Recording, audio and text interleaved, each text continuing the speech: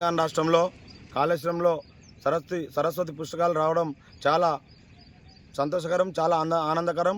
అదేవిధంగా కాంగ్రెస్ ప్రభుత్వం రావడం, పుష్కరాలు రావడం చాలా మంచి తరుణం.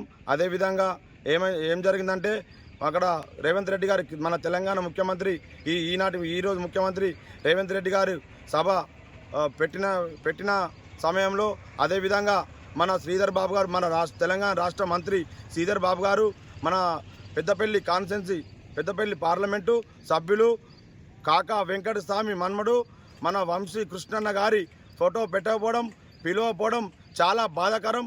అదేవిధంగా ఈ తెలంగాణ రాష్ట్రంలో ఆనాటి టీఆర్ఎస్ ప్రభుత్వం ఏం జరిగించిందో కొనసాగించిందో అదేవిధంగా ఈనాటి రాష్ట్ర మంత్రి శ్రీధర్ బాబు గారు అదేవిధంగా కొనసాగిస్తున్నాడు, అదే తరుణంలో పోతా ఉన్నాడు.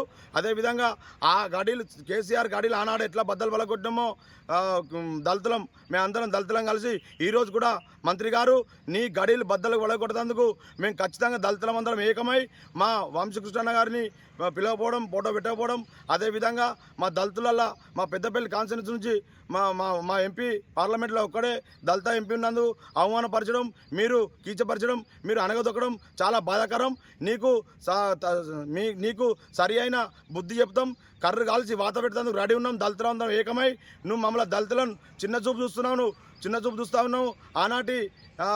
ఆనాటి ప్రభుత్వానికి ఏమైందో ఖచ్చితంగా టీఆర్ఎస్ ప్రభుత్వం నీకు మంత్రి పదవి వచ్చిన వల్లే నువ్వు చాలా బిర్రుగా పోతా ఉన్నావు. నువ్వు ఆలోచించుకో ఒకసారి. నువ్వు మా దళితులను ఎంత అవమానం పరుస్తానో, అక్కడ ఫోటో లేకపోవడం, అక్కడ అవమానించకపోవడం ఎంత బాధాకరమని ఈ సందర్భంగా నేను తెలియజేసుకుంటున్నా.